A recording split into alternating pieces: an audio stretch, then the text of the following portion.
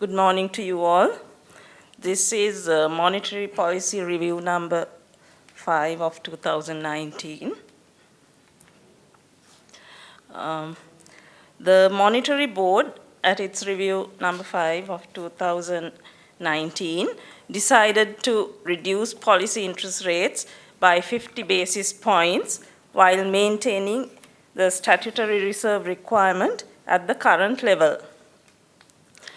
Therefore, the standing deposit facility rate is reduced to 7%. The standing lending facility rate is reduced to 8%, and the statutory reserve requirement ratio stands unchanged at 5%. Members of the Monetary Board considered some key factors in arriving at their decision. These included domestic and global developments during the current period and the foreseeable future. So let me take you through some key factors that the board members considered when arriving at their decision. Globally, we see that the slowdown in global economic activity has prompted many economies to relax their monetary policies. Accommodative monetary policy is expected to support economic growth in these countries, especially in the context of muted inflation and the inflation outlook. In advanced economies, the Federal Reserve cut policy rates by 25 basis points to 2 to 2.25% range in July for the first time since 2008. The European Central Bank signaled a possible range of stimulus options in July, including rate cuts and another quantitative easing package. The Reserve Bank of New Zealand also cut its benchmark policy rate to 1% in August for the second time this year. Emerging market economies have also reduced their policy interest rates. These include the Reserve Bank of India, the Central Bank of Philippines, the Central Bank of Thailand, and the Central Bank of Brazil. Inflation is expected to remain at mid-single digit levels in the medium term. Headline inflation based on CCPI on a year-on-year basis decelerated to 3.3% in July from 3.8% in June. Headline inflation based on NCPI on a year-on-year basis accelerated marginally to 2.2% in July from 2.1% in the previous month. Core inflation based on CCPI on a year-on-year basis decelerated to 5.7% in July from 5.8% in June. And core inflation based on NCPI on a year-on-year basis remained unchanged at 6.1% in July. Our projections suggest that inflation would remain broadly below 5% in 2019 and stabilize in the range of 4 to 6% thereafter. The external sector remains resilient, supported by an improved trade balance.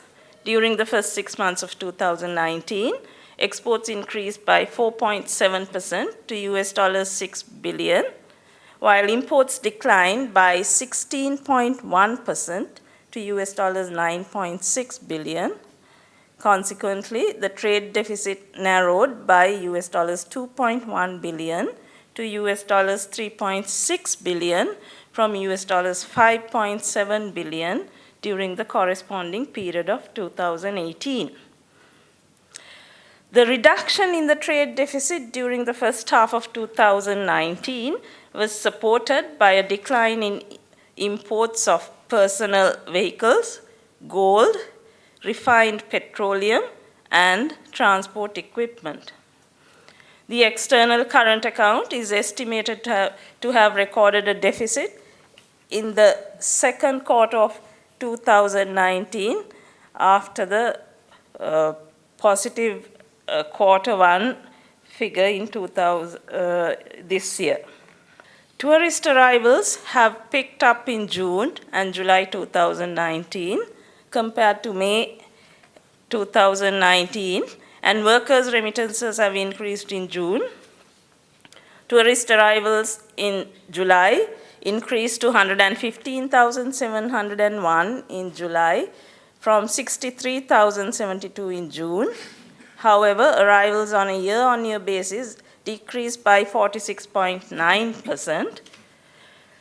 Tourist earnings in July are estimated at US dollars 217.2 million, while for the period January to July 2019, tourist earnings are estimated at US dollars 2.1 billion. Worker remittances in June increased by 2.5% to US dollars 536.6 million. For the period January to June 2019, worker remittances are estimated at US dollars 3.3 billion. The rupee appreciated against the US dollar by 1.8% so far during the year, although some depreciation pressure was experienced during the past few days. The depreciation pressure, mainly driven by foreign withdrawals from the government securities market by a few investors, is expected to be short-lived. Gross official reserves are estimated at US dollars 8.3 billion at end July 2019, providing an import cover of 5 months. The deceleration in private sector credit growth continued in July. Private sector credit in absolute terms declined marginally by rupees 1.2 billion in July after a significant increase of rupees 63.2 billion in June. The cumulative increase during the first 7 months of 2019 was rupees 42.5 billion. The year-on-year growth of credit further moderated to 7.7% in July in comparison to 8.7% in June. This was the lowest growth rate we witnessed since December 2014. A sectoral distribution of private sector credit shows a deceleration in credit growth to the agriculture, industry, and services sectors in the second quarter of 2019. However, the year-on-year growth of personal loans and advances has accelerated. Broad money growth decelerated further. Broad money growth was 8.2% in July from 8.7% in June. This was the lowest growth rate since December 2018. Net domestic assets of the banking sector expanded by rupees 12.1 billion, mainly due to an increase in net credit to the government, and net foreign assets of the banking sector expanded by rupees 5.5 billion with the expansion in NFA of the central bank.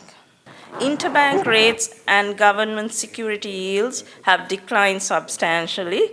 The average weighted call money rate declined by 120 basis points so far in 2019.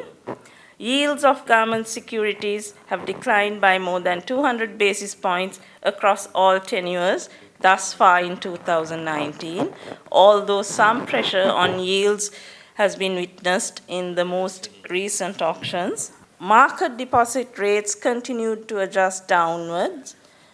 The average weighted new deposit rate has declined by 266 basis points from end April to 8.58% in July.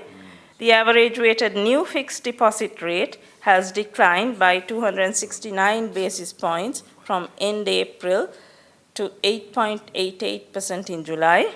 With regard to rates on the stock of deposits, the average weighted deposit rate for August 2019 has declined by 24 basis points from end April to 8.73%. The average weighted fixed deposit rate for August 2019 has declined by 41 basis points from end April to 10.74%. Meanwhile, other market lending rates have also gradually started to adjust downwards. The average weighted lending rate has declined by 25 basis points to 14.22% in July from end April. The average weighted new lending rate has declined by 74 basis points to 13.88% in July from end April.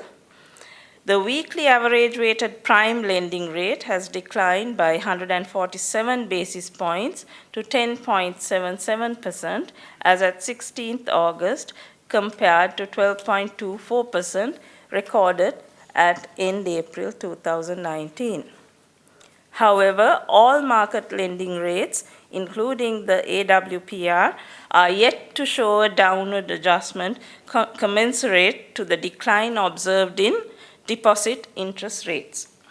Considering these factors, the Monetary Board decided to reduce the standard deposit facility rate and the standard lending facility rate of the central bank by 50 basis points to 7% and 8% respectively.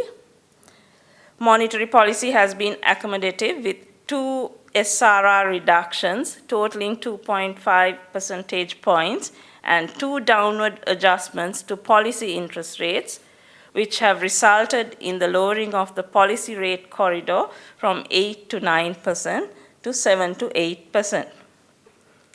With this accommodative monetary policy stance, the central bank expects all market lending rates to reduce in line with the reduction already observed in deposit interest rates.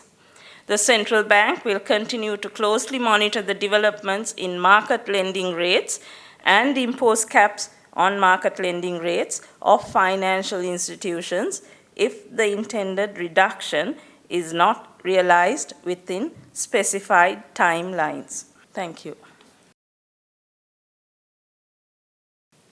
සුබෝදෑසනක් සියලු දෙනාටම අද දින ශ්‍රී ලංකා මහ බැංකුවේ මුදල් මණ්ඩලය 2019 වසරට අදාළ පස්වන මුදල් ප්‍රතිපත්ති විවරණය ප්‍රකාශයට පත් කළා.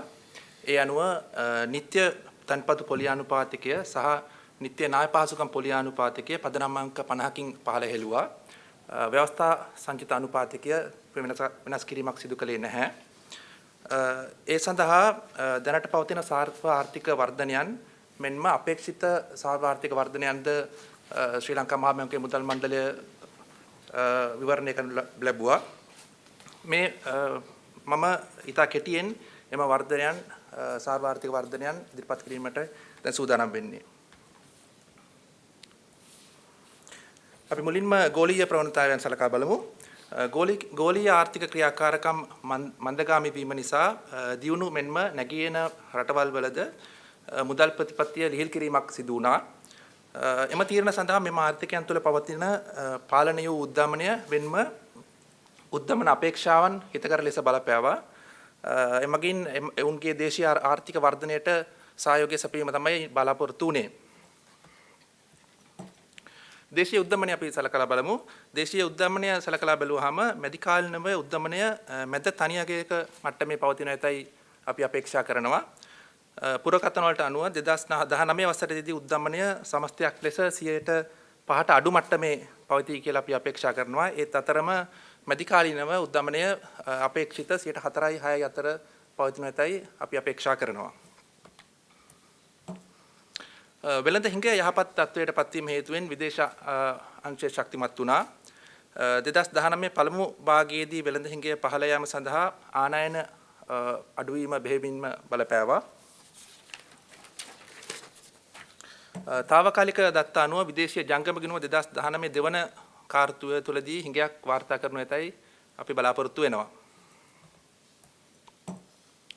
2019 මැයි මාසයට සාපේක්ෂව විශේෂයෙන්ම පාස්කු ඉරිදා සිදුවීමෙන් අනතුරුව සංචාරකින්ගේ පැමිණීම 2019 ජූලි මාසයේ ජූලි මාසයේ වර්ධනයක් සිදු වෙලා තියෙනවා. ඒ අතරම විදේශ සේවා නියුක්තිකයන්ගේ ප්‍රේෂණ ජූනි මාසයේදී වැඩිවීමක් දක්නට ලැබුණා. පසුගිය දින කිහිපය තුළ ශ්‍රී ලංකා රුපියල යම් ප්‍රමාණයකට අප්‍රමාණය සිදු වුණත් මේ වසරේ මේ දක්වා කාලය තුළ ශ්‍රී ලංකා රුපියල ඇමරිකන් ඩොලරයට සාපේක්ෂව 1.8කින් අති ප්‍රමාණය වෙලා තියෙනවා. ප්‍රධාන වශයෙන්ම රජයේ සුරකුම්පත් වෙළඳපොළ තුළ ආයෝජකයන් කිහිප දෙනෙක් විසින් ආයෝජන ඉවත් කර ගැනීම හේතුවෙන් හටගත් අප්‍රමාණය වීමේ පීඩනය ඒක කෙටි කාලිනය වනු ඇතැයි අපි බලාපොරොත්තු වෙනවා. ඒ අතරම ජූලි මාසයේ අවසාන වන විට නිල විදේශ සංචිත ප්‍රමාණය ඇමරිකානු ඩොලර් බිලියන 8.3ක් පමණ වන ඇතැයි අපි අපේක්ෂා කරනවා. එය මාස 5ක් ආනයන ආවරණය කිරීමට ප්‍රමාණවත් වනු ඇත. පෞද්ගලික අංශයේ ණය වර්ධනය 2019 ජූලි මාසයේදීද මන්දගාමී වුණා. පෞද්ගලික අංශය සඳහා සපයන ලද ණය 2019 ජූනි මාසයේදී වාර්තා වූ රුපියල් බිලියන 63.2ට සාපේක්ෂව සැලකිය යුතු ඉහළ යාමට සාපේක්ෂව 2019 ජූලි මාසයේදී රුපියල් බිලියන 2කින් සුළු වශයෙන් අඩු වෙලා තියෙනවා.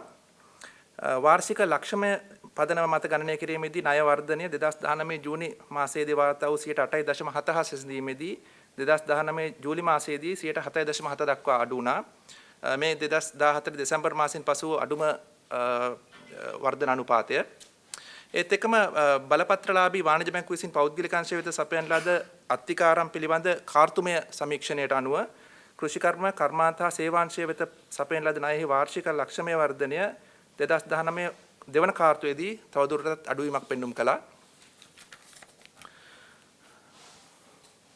ඒත් පෞද්ගලික ණය හා අත්තිකාරම් වාර්ෂික ලක්ෂමය වර්ධනය යම්කිසි ප්‍රමාණයකින් ඉහළ ගියා. පුළුල් මුදල් වර්ධනයද ජූලි මාසයේදී මන්දගාමී වුණා. වාර්ෂික ලක්ෂමය පදනම මත ගණනය කිරීමේදී පුළුල් මුදල් වර්ධනය 2019 ජූනි මාසයේදී වාර්තා වූ 8.7ට ඉඳලා 2019 ජූලි මාසයේදී 8.2 දක්වා මන්දගාමී වුණා. එය 2008 දෙසැම්බර් මාසයෙන් පසු වාර්තා වූ පහළම අනුපාතය.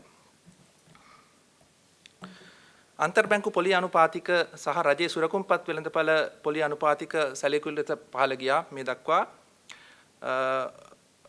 බරිත සාමාන්‍ය ඒක්ෂණ මුදල් අනුපාතිකය 2019 වසරේ මේ දක්වා කාලය තුල පදනම් අංක 120කින් පහළ ගොස් තිබෙනවා.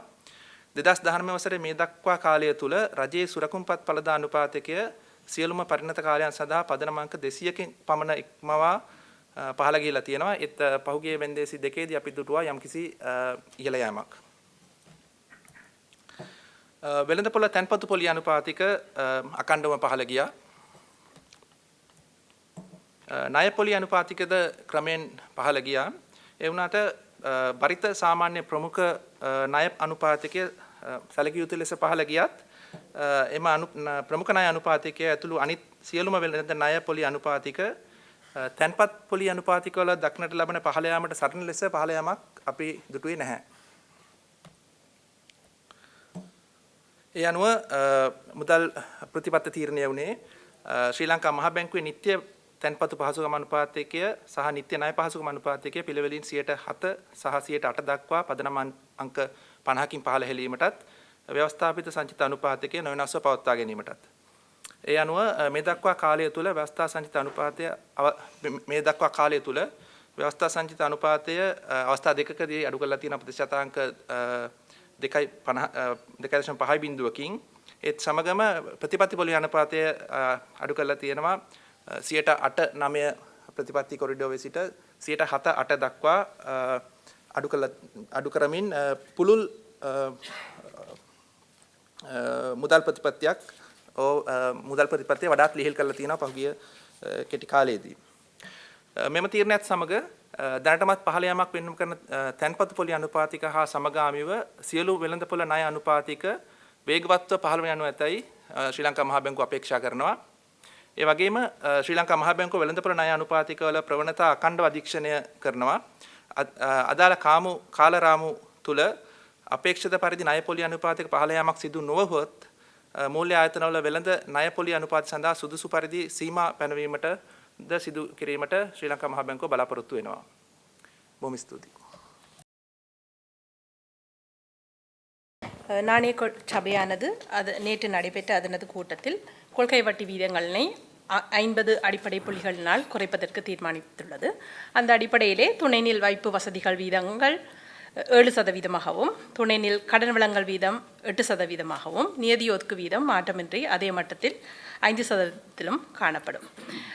இந்த நாணய கொள்கை தீர்மானத்தினை மேற்கொள்வதற்கு பல்வேறு உள்நாட்டு மற்றும் வெளிநாட்டு பொருளாதார அபிவிருத்திகள் கவனத்தில் எடுத்துக்கொள்ளப்பட்டன. அந்த அடிப்படையிலே வெளிநாட்டு சூழலினை பொறுத்தவரையிலே உலகளாவிய ரீதியிலே பொருளாதார நடவடிக்கைகளுக்கு ஆதரவளிப்பதற்காக முன்னேற்றம் கண்ட நாடுகள் மற்றும் தோற்றம் பெற்று வரும் நாடுகளிலே ஒரு தாழ்த்தப்பட்ட நாணய கொள்கை ஒன்று தற்பொழுது நடைமுறைப்படுத்தப்பட்டு வருவதனை காணக்கூடியதாக இருக்கின்றது. அந்த அடிப்படையிலே அமெரிக்காவானது 2008ஆம் ஆண்டின் பின்னர் முதல் தடவையாக ஜூலை மாதத்தில் அதன் கொள்கை வட்டி வீதத்தினை 25 அடிப்படை புள்ளிகளினால் மாற்றியுள்ளது. இந்த தாழ்த்தப்பட்ட நாணய கொள்கை நிலைப்பாடு ஏனைய நாடுகளிலும் பயன்படுத்தப்படுவதனை காணக்கூடியதாக இருக்கின்றது.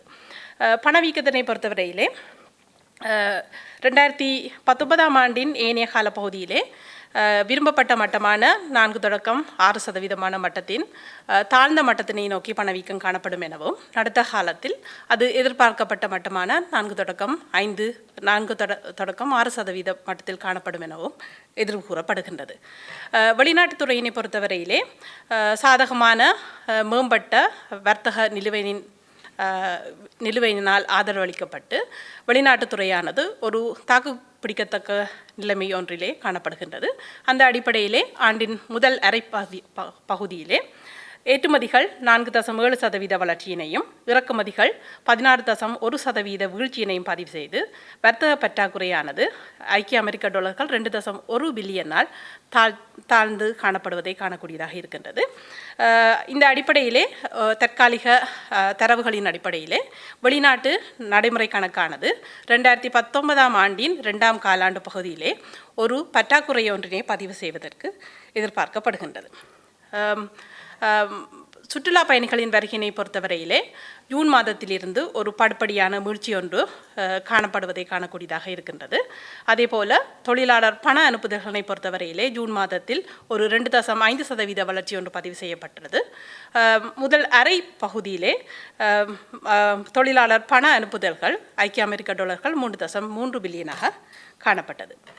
ரூபாவினை பொறுத்தவரையிலே கடந்த சில நாட்களாக ஒரு தேய்மானத்துக்கான அழுத்தம் ஒன்று காணப்படுகின்ற பொழுதிலும் ரூபாவானது அனைத்து நாணயங்களுக்கு எதிராகவும் 2019ஆம் ஆண்டிலே ஒரு பெருமான உயர்வு ஒன்றினை பதிவு செய்துள்ளது. அந்த அடிப்படையிலே ஐக்கிய அமெரிக்க டாலருக்கு எதிராக இட்டை வரை ரூபாவானது 1.8% பெருமான உயர்வு ஒன்றினை பதிவு செய்து காணப்படுகின்றது. அலுவல்சார் ஒதுக்குகளினை பொறுத்தவரையிலே ஜூலை மாத இறுதியிலே ஐக்கிய அமெரிக்க டாலர்கள் 8.3 பில்லியனாக காணப்பட்டு 5 மாதங்களுக்கான இறக்குமதிக்கான காப்பீடு ஒன்றினை வழங்குவதை காணக்கூடியதாக இருக்கின்றது. தனியார் துறைக்கான கடனை பொறுத்தவரையிலே அது ஜூலை மாதத்தில் மேலும் வீழ்ச்சி அடைந்து 7.7% வளர்ச்சியினை பதிவு செய்துள்ளது. இது 2017ஆம் ஆண்டின் டிசம்பர் மாதத்திலிருந்து பதிவு செய்யப்பட்ட மிக தாழ்ந்த வளர்ச்சியாக காணப்படுகின்றது.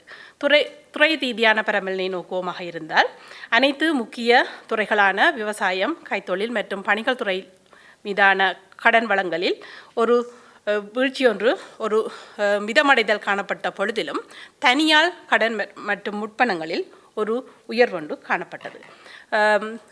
விரிந்த பண வளர்ச்சியினை பொறுத்தவரையிலே அது ஜூலை மாதத்தில் மேலும் வீழ்ச்சி அடைந்து 8.2% பதிவு செய்துள்ளது. இது 2008ஆம் ஆண்டு டிசம்பர் மாதத்தில் இருந்து பதிவு செய்யப்பட்ட மிக தாழ்ந்த வளர்ச்சி ஒன்றாக காணப்படுகின்றது. வட்டி வீதங்களை நோக்குவோமாக இருந்தால் உள்நாட்டு அழைப்பு பணச்சந்தை மற்றும் அரச பிணையங்கள் சந்தை விளைவுகளில் ஒரு கணிசமான வீழ்ச்சி ஒன்று இதுவரை காலப்பகுதியிலே பதிவு செய்யப்பட்டுள்ளது. ஆனால் அதேபோல சந்தை வைப்பு வட்டி வீதங்களை நோக்குவோமாக இருந்தாலும் 2019ஆம் ஆண்டில் இதுவரையிலே ஒரு கணிசமான வீழ்ச்சி ஒன்றினை காணக்கூடியதாக இருக்கின்றது. ஆனால் சந்தை கடன் வளங்களை பொறுத்தவரையிலே வாராந்த முதன்மை கடன் வழங்கல் வீதமானது 147 அடிப்படை புள்ளிகளினால் குறைவடைந்துள்ள பொழுதிலும் அது ஏனைய சந்தை வட்டி வீதங்களில் பிரதிபலிக்கப்படவில்லை என்பதுடன் இந்த குறைவானது வட்டி வீதங்களில் எதிர்பார்க்கப்பட்ட குறைவினை விட மிக தாழ்ந்ததாக காணப்படுகின்றது. அந்த அடிப்படையிலே இந்த நாணய கொள்கை தீர்மானமானது நாணய கொள்கை நிலைப்பாட்டினை ஒரு தாழ்ந்த மட்டத்தில் ஒரு தளர்த்தப்பட்ட மட்டத்தில் பேணுவதற்கு தீர்மானிக்கப்பட்டுள்ளது. அந்த அடிப்படையிலே நியதி ஒதுக்கு வீதங்கள் 2 தடவைகளில் 2.5% குறைக்கப்பட்டதுடன் கொள்கை வட்டி வீதங்கள் 2 தடவைகளில் 1% குறைக்கப்பட்டுள்ளது. இந்த அடிப்படையிலே இந்த தாழ்த்தப்பட்ட நாணய கொள்கை நிலைப்பாட்டுக்கு அமைவாகவும் வைப்பு வட்டி வீதங்களில் ஏற்பட்ட வீழ்ச்சிக்கு அமைவாகவும் ஏனைய சந்தை வட்டி வீதங்களில் கடன் வழங்கல் வீதங்களில் ஒரு குறைவொன்றினை மத்திய வங்கி எதிர்பார்க்கின்றது. எதிர்வரும் கால பகுதியிலே சந்தையின் கடன் வழங்கல் வீதத்தினை மத்திய வங்கி அவதானமாக கண்காணித்து வரும் என்பதுடன் எதிர்பார்க்கப்பட்ட காலப்பகுதியிலே எதிர்பார்க்கப்பட்ட வீழ்ச்சி ஒன்று காணப்படாத பட்சத்திலே நாணய சபையானது கடன் வழங்கல் வீதங்கள் தொடர்பில் அதியுச்ச மட்டம் ஒன்றினை விதிப்பதற்கும் எதிர்பார்த்திருப்பதை காணக்கூடியதாக இருக்கின்றது. நன்றி. Thank you very much. Good morning.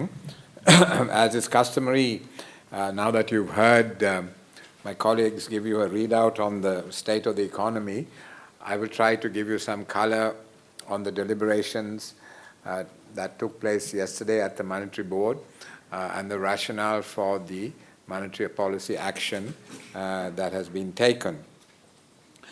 Now, there have been for some time now a number of factors which have supported a relaxation of monetary policy. And if one goes through them, there has been the continuation of a dovish monetary policy stance amongst the major central banks. We've also seen a number of key emerging market countries reducing their interest rates. We continue to have an output gap. The potential growth rate is 5%. The current projection for growth in 2019 is 3.1%. And output gap stabilization is an important concern in a flexible inflation targeting regime. So that again argues in support of relaxation of monetary policy. We've also seen credit growth and monetary expansion come out below where we would like them to be. On the external front, we've seen a significant contraction of the trade deficit, which has come down by just about $2 billion in the first half of this year.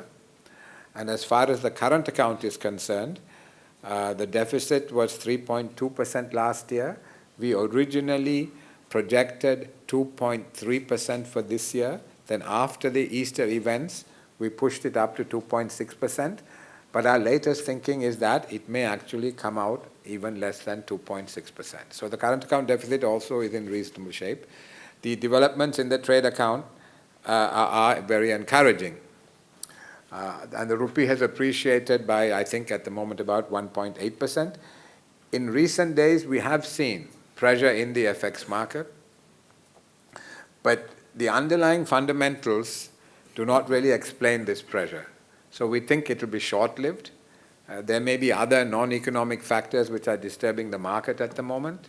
But given the strong kind of underlying fundamentals as far as the external performance of the country is concerned at the moment, we do not see this as being a problem that's likely to be prolonged. And I should also point out that where the pressure is coming from is capital flows over the last 3-4 days. We have about $700 million of foreign institutional investment in the rupee securities market. Now, even if all of that goes out, which it won't, but the worst case scenario, we can handle it. Our gross official reserves are now about $8.4 billion. We have projected that we will finish the year with about $8.2 billion. So even if this money goes out, we will have a level of gross official reserves which will give us, our rule of thumb is that we should have about $6.5 billion gross official reserves, which is about 3 months. We'll end up with higher than that, even if all this money goes out. So we can absorb it. I certainly don't anticipate all the money going out because there is no real justification in terms of the underlying fundamentals. So this hopefully will be a short-lived problem in the FX market.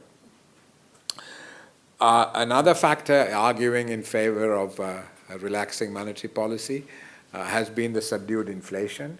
Inflation expectations are well anchored, and the outlook is that we will probably have inflation closer to the lower bound of our 4 to 6% target going forward. And the final factor in support of a lowering of interest rate has been the slowing down and, in fact, the turnaround in the sharp decline we have seen in short-term interest rates. The average weighted call money rate, the treasury bill rates right across the yield curve have all come down very significantly from the beginning of the year and even more quickly since the end of April.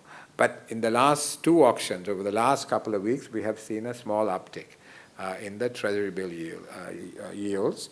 And so, again, if you take all of this together, there is significant space for easing of monetary policy.